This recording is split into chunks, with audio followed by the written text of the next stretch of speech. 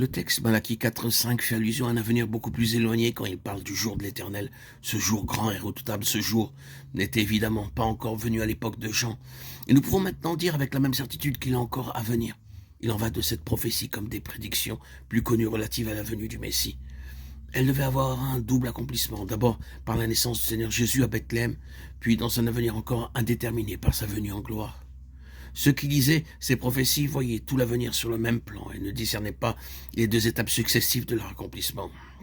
Tandis que pour nous qui avons l'histoire postérieure pour nous éclairer, l'Ancien Testament, cette réalisation en deux fois, n'a rien qui nous étonne. Il en est de même pour la prophétie relative à la venue d'Élie. Elle paraît obscure à nos yeux, mais elle s'illumine d'une clarté nouvelle si l'on considère qu'elle doit avoir, elle aussi, un double accomplissement.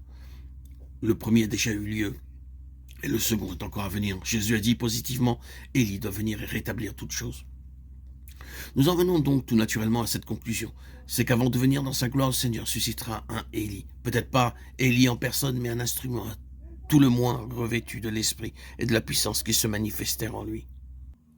Or, puisque la venue du Seigneur est imminente, puisque parmi les enfants de Dieu vraiment spirituels, personne n'est dans le doute à cet égard, ne sommes-nous pas fondés à croire que c'est très prochainement que va se manifester cet instrument et que maintenant, sans doute, le Saint-Esprit est en train de le préparer et de le former.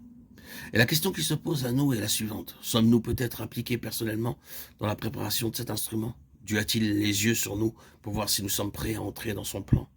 Cherche-t-il à nous mettre à part pour un service exceptionnel? Si cet Élie devait être une personnalité collective et que nous fussions appelés à en faire partie, l'heure ne serait-elle pas venue pour nous de nous reposer certaines questions et de nous préparer à monter plus haut? Il y a des choses qui sont trop exclusivement réservées à nos relations personnelles avec Dieu pour que nous puissions nous étendre sur ce sujet. Mais nous sommes certains qu'une étude attentive de la personne d'Élie pourra nous aider dans l'examen de notre position spirituelle et nous ouvrir les yeux à de nouveaux horizons.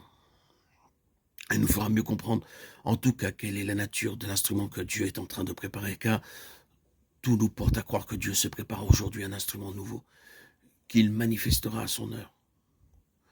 Nous savons par Jacques 5,17 qu'Élie était un homme de la même nature que nous. Nous n'avons donc pas à nous laisser influencer par cette idée fausse que nous avons là quelqu'un qui était en lui-même au-dessus de nous, disposé de ressources que nous n'avons pas.